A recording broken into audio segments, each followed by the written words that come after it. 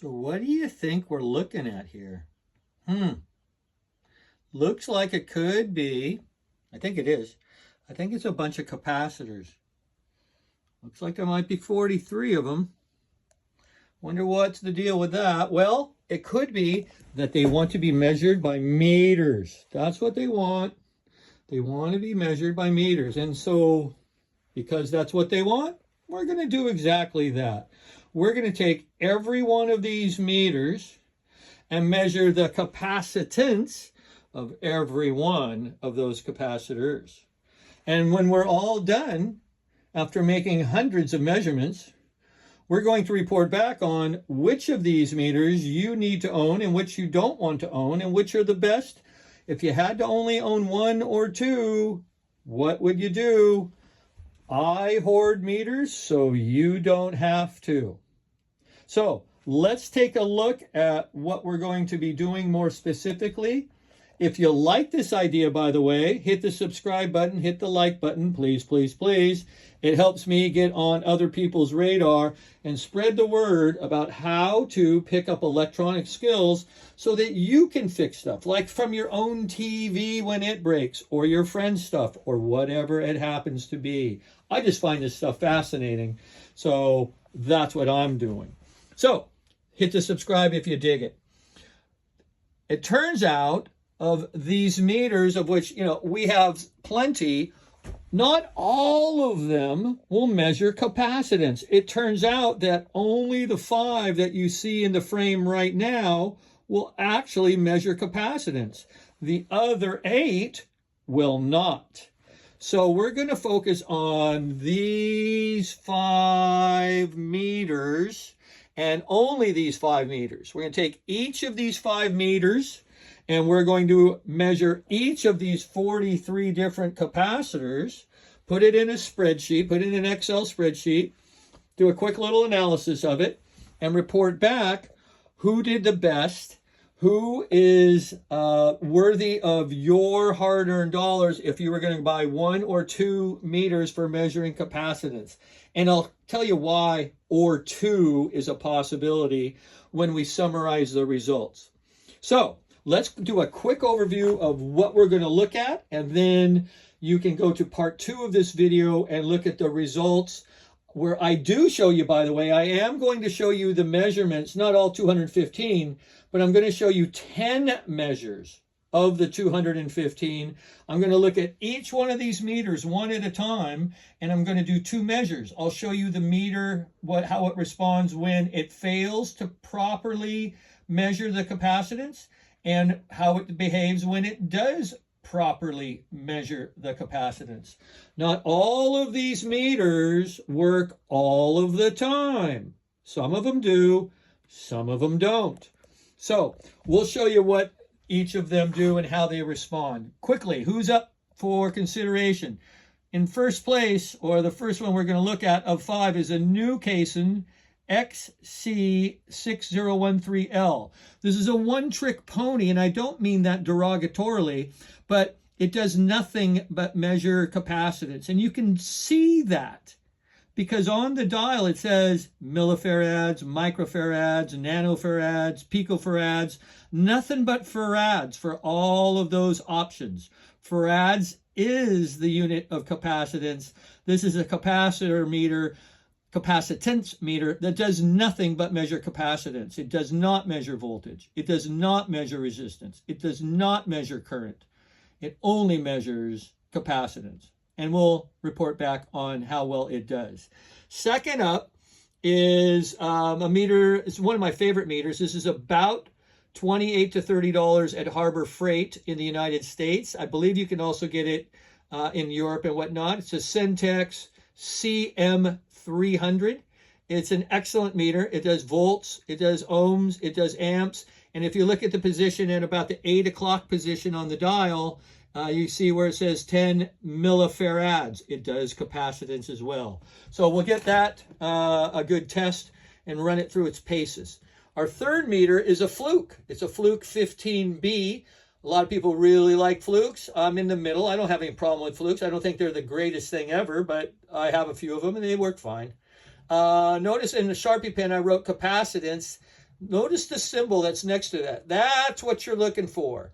Notice the symbol to the left of that. That's not what you're looking for. At the very top of the dial, the symbol to the left of capacitance is for a diode. We're not talking about measuring diodes. We're talking about measuring capacitance. So this fluke can measure capacitance. Not all flukes can. My fourth item here is out of a company out of the UK called Peak. This is their Atlas ESR 70 Gold. This is a capacitance specific meter. It also measures ESR, known as equivalent series resistance. This is not cheap. This is, I believe, around $100. And people love this meter. I see a lot of people talking about it online. So we'll put it through its paces and report back what we find. Finally, the fifth of 5 meters.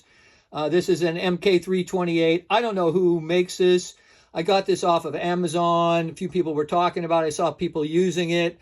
I thought, I need to check this out. So I ordered one of these and I played around with it. It measures not just capacitance, but it also measures resistance and inductance. It's the only meter of the 15 that can do all of that. Unfortunately, it's incredibly poorly built. It's very lightly built. All 3 of the leads are broken. I had to solder them back together. The battery port on the back is not very good. I'm going to probably put it back in its cardboard box, beef up the corners a little bit with a bit of fiberglass, and mount a switch or two so I can turn it on and off manually. Maybe build some different more red, yellow, green clips, because those are pretty poor. But this thing works really well. I like it. So I think I want to keep it, and I want to kind of beef up its environment. But it's going to be one of the 5. Who else is here that isn't good enough? Let's look quickly at who the outliers are who aren't getting used, because this might be the sort of thing that you have. And you're wondering, will this work? Well, so first of all, there's 2 different types of meters here. There's analog meters like this one that you're looking at. This is actually my high school meter from the 70s. This is a Radio Shack meter. Analog meters have a sweeping needle that goes left to right. This is an analog. This is an analog meter. This is an analog meter. So we have 4 analog meters here. I think it's excellent. Great advice to learn on an analog meter if you can. So if you're just learning, at minimum, I'd get a digital meter and an analog meter and go measure the heck out of everything and get really comfortable with both. But here's a analog meter. Does voltage, does resistance, does current, does not do capacitance, otherwise a great meter. Here's a fluke, different fluke, and it does voltage, it does resistance, you can see the ohm symbol, it does diodes, but it does not do capacitors, and it does not do current. It's a very limited fluke. This is not a fluke to be proud of.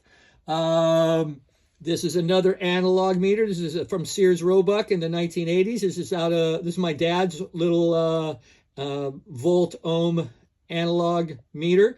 Works great, but does not do capacitance. Does volts, ohms, and current.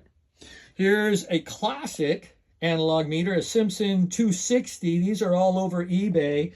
They're built like tanks. They seem to never die. At least mine hasn't. Mine's dirty because I use it a lot.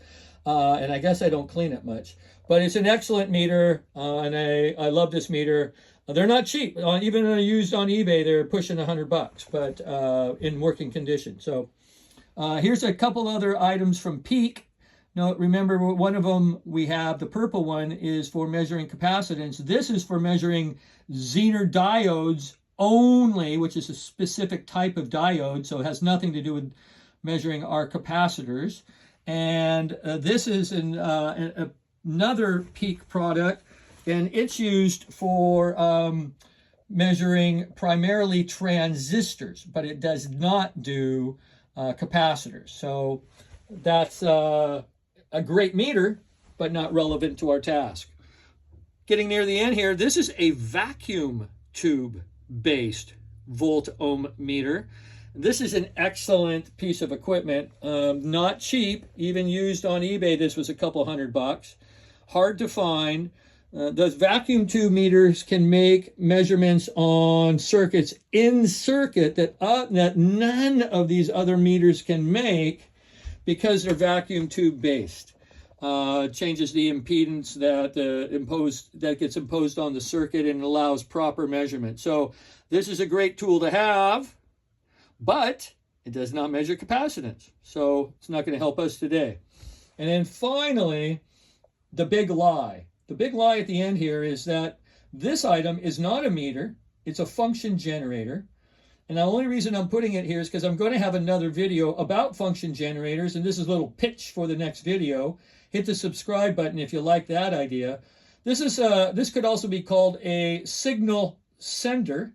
What it does, it puts out one of 15 different types of signals, everything from a sine wave to a pulse wave to a triangular wave, and 15 in total. And you put that into an amplifier, hook up an oscilloscope to both this and the amplifier at different nodes throughout the signal path, and look for when the signal goes from good to bad. And when that happens, you know you've identified the geographic area where the signal is going south, and you can now start to more focus your troubleshooting on an area of the board. So this gives you a clean signal to which to trace through.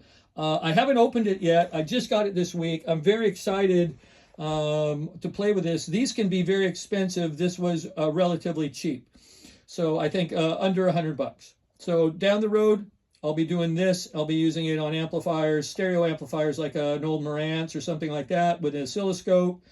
Some other tone generators, and we'll play around with that. But today, we're doing capacitors. Okay, and again, 1, 2, 3, 4, 5 different meters, 43 different capacitors. Hit the subscribe button, and we will tell you what you should do with your money. I think I know what the answer is. It'll be interesting to see what it is when we're all done. All right, thanks for staying with me. Move along to part 2 of Let's Explore Capacitors, brought to you by the University of Finance.